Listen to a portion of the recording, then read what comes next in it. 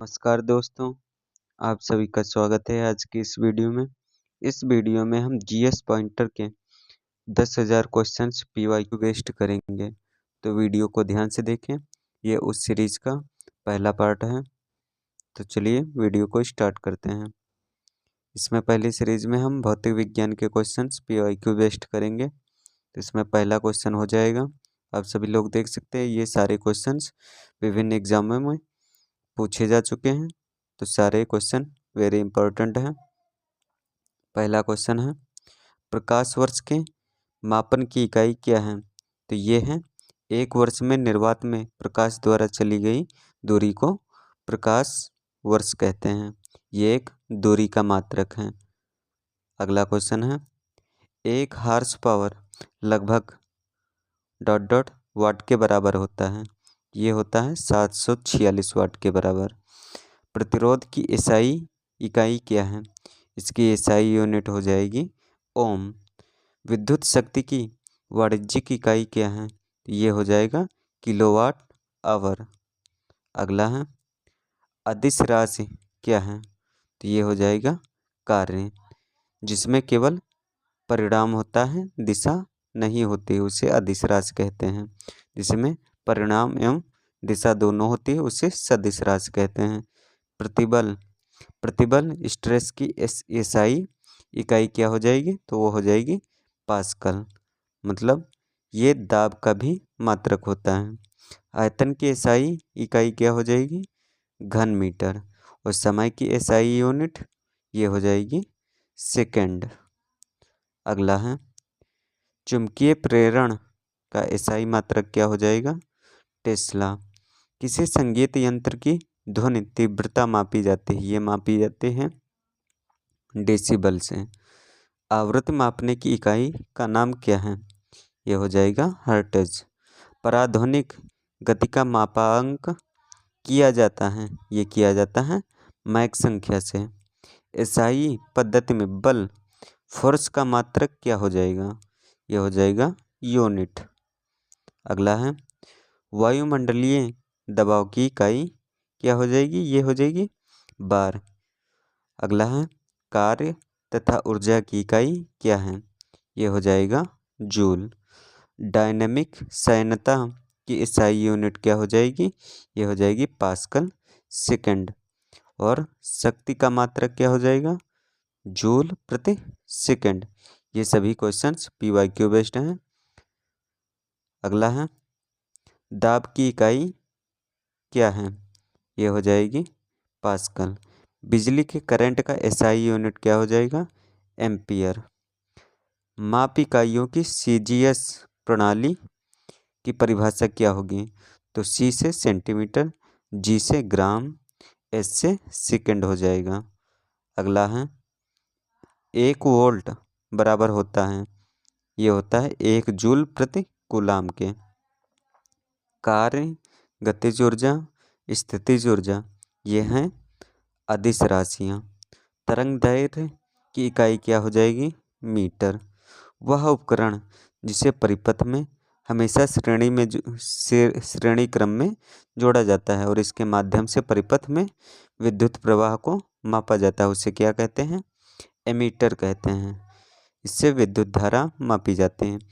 शक्ति की भौतिक मात्रा की विमा क्या हो जाएगी? M1L2 T inverse 3। अगला है, भोजन ऊर्जा को मापने की यूनिट का नाम क्या है? ये कैलोरी हो जाएगा। समान भौतिक मात्रा की इकाइयों का प्रतिनिधित्व करता है, ये करता है जूल एवं कैलोरी। रिगेलमैन स्केल का प्रयोग के घनत्व में मापन होता है, ये होता है धुएं में। तेल का एक बैरल लगभग होता है 159 लीटर का। चंद्रमा की सतह से एक चट्टान को पृथ्वी पर लाया जाता है, तब इसका भार बदल जाएगा परंतु द्रव्यमान नहीं बदलेगा। सदिश राशि है, सदिश राशि हो जाएगी विस्थापन। माप की कौन सी इकाई को 0.39 से गुणा करने पर इंच प्राप्त होता है? ये हो जाएगा सेंटीमीटर। इलेक्ट्रॉन वोल्ट इकाई होती है, ये होती है ऊर्जा की। मेगावाट बिजली के नापने की इकाई है जो विद्युत उत्पादन की है। 1 किलोवाट घंटा का मान होता है 3.6 इंटू 10⁶ जूल। हवाई जहाज तथा पोतों की गति नॉट में प्रतिशत प्रदर्शित की जाती है। 100 नॉट की गति होगी, कितनी होगी? 115 मील प्रति घंटा के बराबर।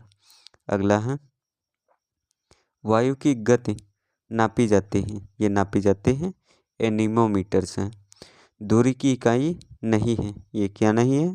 वर्ग मील, ये क्षेत्रफल की इकाई हो जाएगी। वेक्टर परिणाम है, ये बल का। 1 नैनोमीटर ... मीटर के तुल्य होता है। 1 नैनोमीटर होता है 10⁻⁻⁹ मीटर के। अगला है मैचिंग का है सही सुमेलन। दाब का मात्रक पास्कल, लेंस की क्षमता का मात्रक डायोप्टर, ऊष्मा का मात्रक जूल, रेडियो एक्टिव पदार्थ की सक्रियता का मात्रक है बेकुरल। अगला सुमेलित करना है भौतिक राशि एसआई इकाई। दाब की इकाई हो जाएगी पास्कल, शक्ति का मात्रक न्यूटन, तापक्रम का मात्रक केल्विन, ऊर्जा का मात्रक जूल हो जाएगा। अगर हमारे चैनल पर नए हो तो प्लीज़ चैनल को सब्सक्राइब करें। ये सीरीज़ कंटिन्यू डेली चलती रहेगी। यंत्रों का नाम है एनेमोमीटर से क्या मापा जाता है? वायु की गति। एमीटर से विद्युत धारा। टैकोमीटर से घूर्णन की गति। पायरोमीटर से उच्च तापमान। अगला है सही सुमेलन। उच्च वेग से मैक, इसकी इकाई मैक है। और तरंग दैर्घ्य को मापा जाता है एंगस्ट्रॉम से, दाब को पास्कल से और ऊर्जा को जूल से। अगला है सही सुमेलन करना है भौतिक राशियाँ। त्वरण का इकाई हो जाएगा मीटर प्रति सेकंड स्क्वायर, बल का न्यूटन, कृतकारी का जूल, आवेग का न्यूटन सेकंड। अगला सुमेलन है क्यूसेक किसका मात्रक है? द्रव प्रवाह की दर का, बाइट कंप्यूटर का, रिक्टर भूकंप की तीव्रता का, बार दाब का, वायुमंडलीय दाब का। अगला सुमेलन है तरंग दैर्घ्य का मात्रक हो जाएगा एंगस्ट्रॉम, ऊर्जा का जूल, ध्वनि की तीव्रता का डेसिमल, आवृत्ति का हर्ट्ज। अगला सुमेलन है वाट किसका हो जाएगा? ये शक्ति का मात्रक हो जाए। नॉट समुद्री जहाज की गति का मात्रक हो जाए। नॉटिकल मील ये नौ संचालन की दूरी का मात्रक हो जाएगा। कैलोरी ऊष्मा का मात्रक। अब विभिन्न मापक एवं यंत्र, उनके बारे में जानते हैं।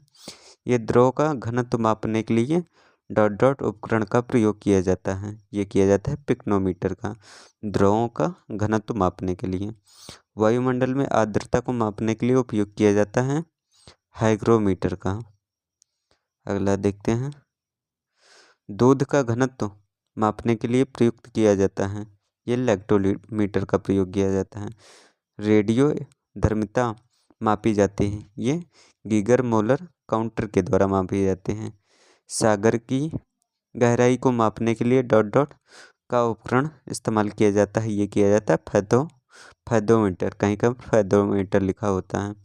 टर्मिनल डॉपलर वेदर रडार प्रयुक्त किया जाता है, ये किया जाता है खराब मौसम में हवाई जहाज़ों को उतारने में किया जाता है।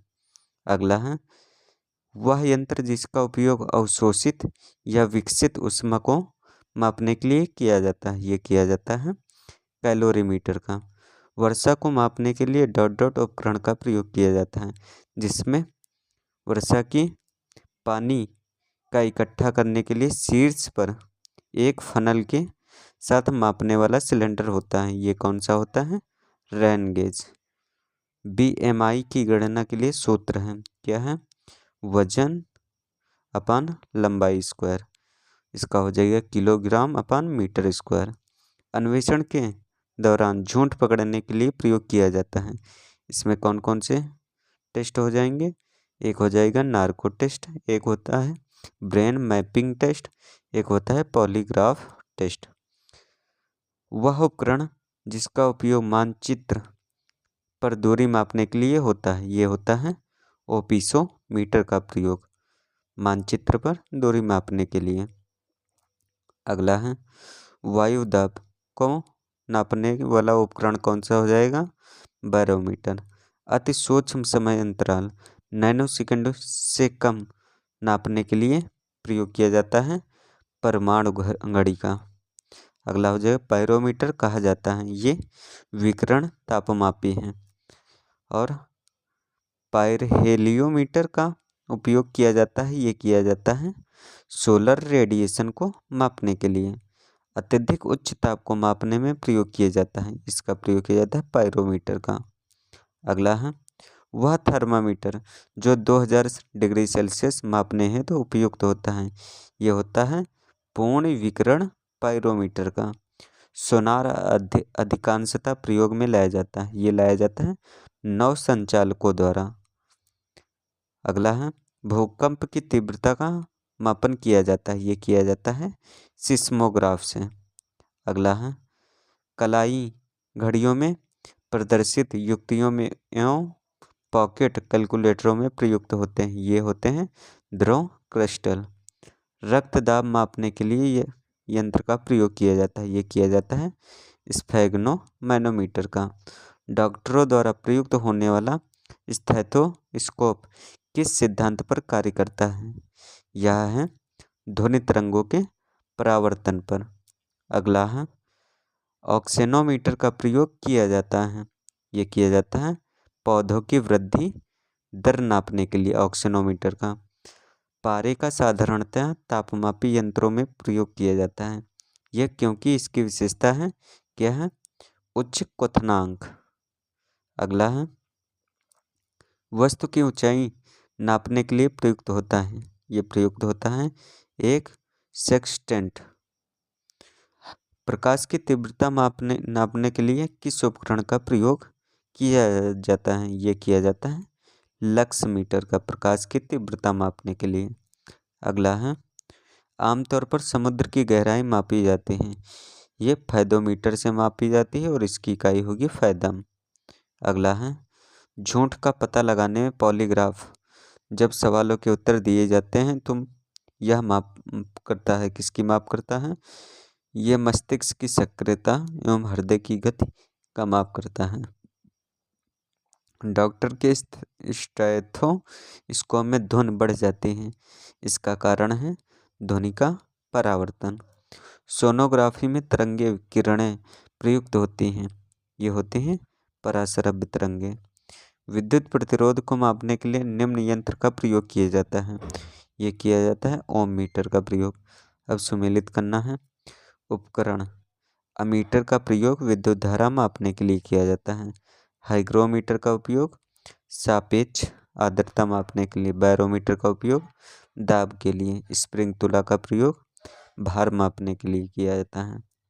अगला है स्टेथोस्कोप का प्रयोग किया जाता है, यह हृदय की ध्वनि सुनने के लिए। स्फेग्नोमैनोमीटर का प्रयोग किया जाता है रक्तचाप मापने के लिए। कैरोटोमीटर का प्रयोग किया जाता है सोने की शुद्धता का पता लगाने के लिए। लक्स मीटर का प्रयोग किया जाता है प्रकाश की तीव्रता मापने के लिए। अगला है एनीमोमीटर का उपयोग किया जाता है वायु में वेग का पता लगाने के लिए कितने हैं। सिस्मोग्राफ का प्रयोग करते हैं भूकंप की तीव्रता मापने के लिए। बैरोमीटर का वायुमंडलीय दाब का पता को मापने के लिए। हाइग्रोमीटर का वायुमंडलीय आर्द्रता को ज्ञात करने के लिए।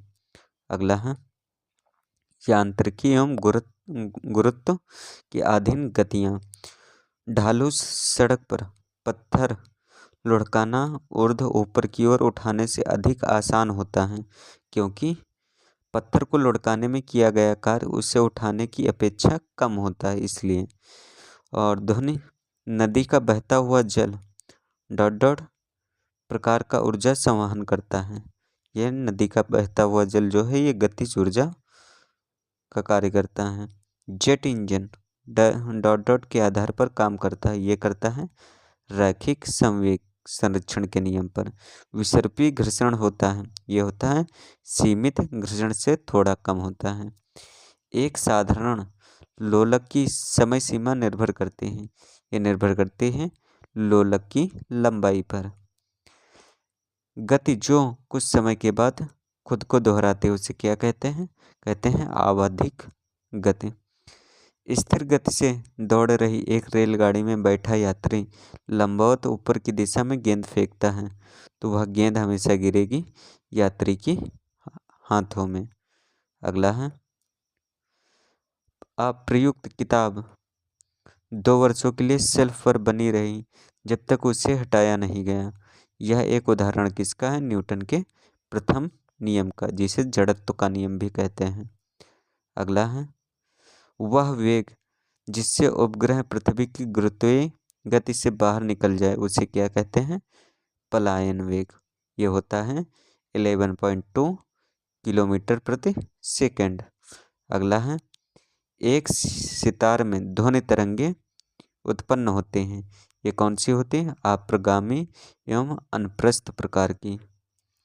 प्रत्येक क्रिया के समान एक विपरीत प्रतिक्रिया होती है, यह नियम दिया था न्यूटन ने। ये न्यूटन का थर्ड नियम है। लिफ्ट में किसी पिंड का आभासी भार उसके वास्तविक भार से अधिक होता है यदि लिफ्ट ऊपर की ओर त्वरित होती है तब। एक भारहीन रबर के गुब्बारे में 200 ग्राम जल भरा होता है जब इसका भार 0 होता है। जब किसी पिंड को चंद्रमा से पृथ्वी पर स्थानांतरित किया जाता है तो पृथ्वी पर उसका भार बढ़ जाता है तथा मात्रा अपरिवर्तित रहती है। जब किसी वस्तु को पृथ्वी से चंद्रमा पर ले जाया जाता है तो उसका भार घट जाता है। वस्तु की मात्रा बदलने पर अपरिवर्तित रहता है क्या? घनत्व। यदि 100 ग्राम चीनी को आधा लीटर पानी में मिलाकर एक असंतृप्त चीनी का घोल तैयार किया जाए तो वह भौतिक राशि नहीं बदलेगी, आयतन नहीं बदलेगा।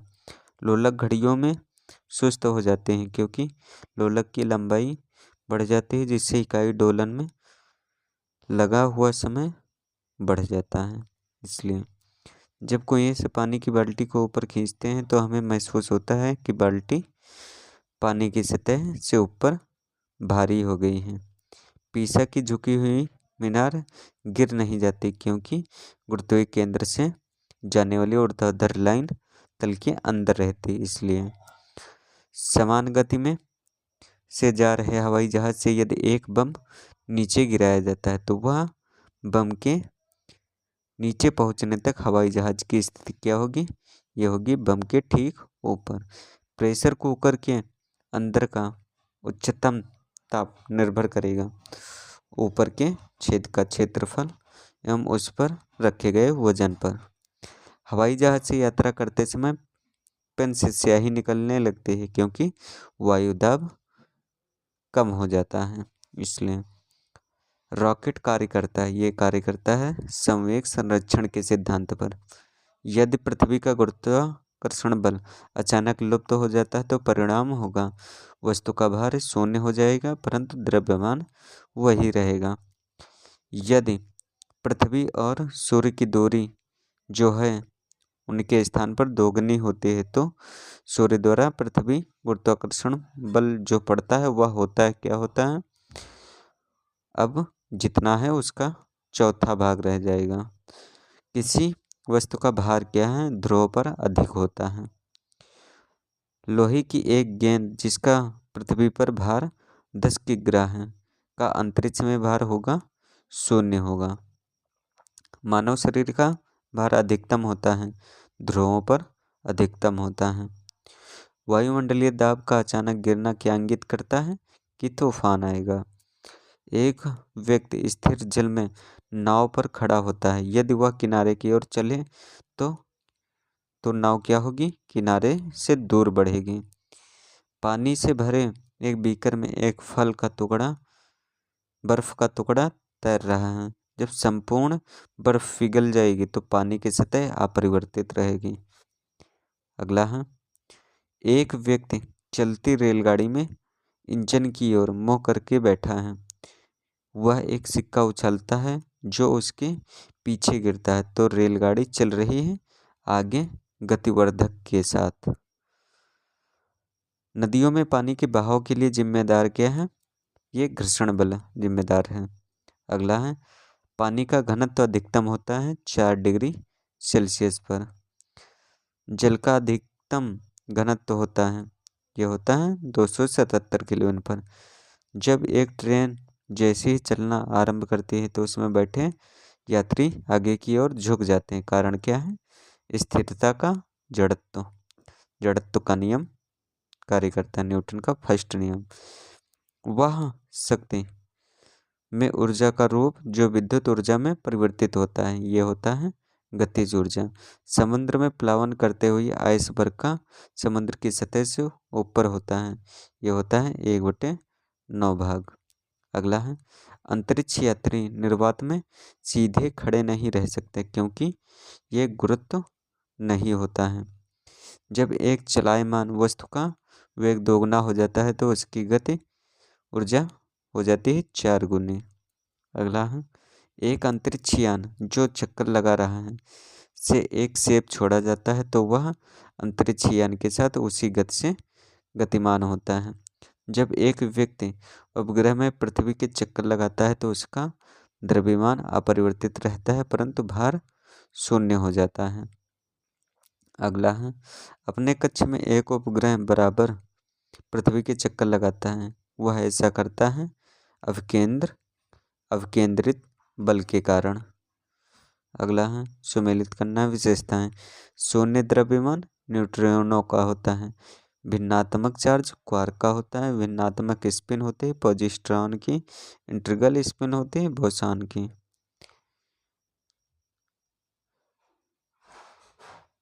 अगला है, वह धातु जो सबसे अधिक तन्य है, ये कौन सी हो जाएगी? सोना।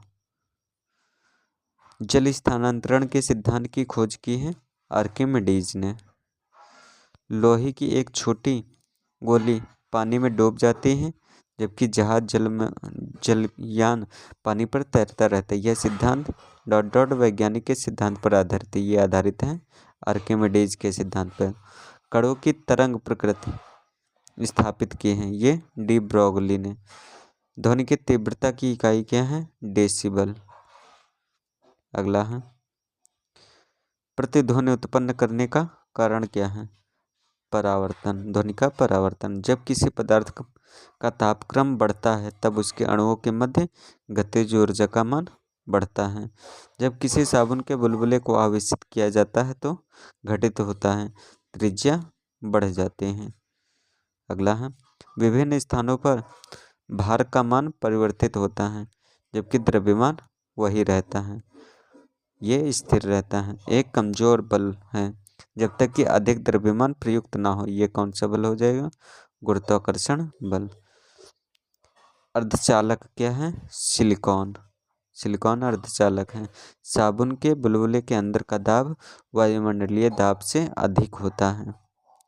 अगला है, तेल जल के तल पर फैल जाता है क्योंकि तेल का तल पानी से कम होता है। लोहे की सुई पारे की सतह पर तैरती रहते हैं। ये तैरती रहती है पृष्ठ तनाव के कारण। जब कोई जहाज नदी से सागर में घुसता है तो वह कुछ ऊपर उठता है। कमरे के ताप पर सिलिकॉन क्या होता है? ये अर्धचालक। आज के लिए इतना ही। अगर वीडियो अच्छी लगे तो प्लीज़ लाइक शेयर सब्सक्राइब ज़रूर करें। इसका नेक्स्ट पार्ट ध्वनि एवं तरंग से स्टार्ट करेंगे। धन्यवाद। जय हिंद।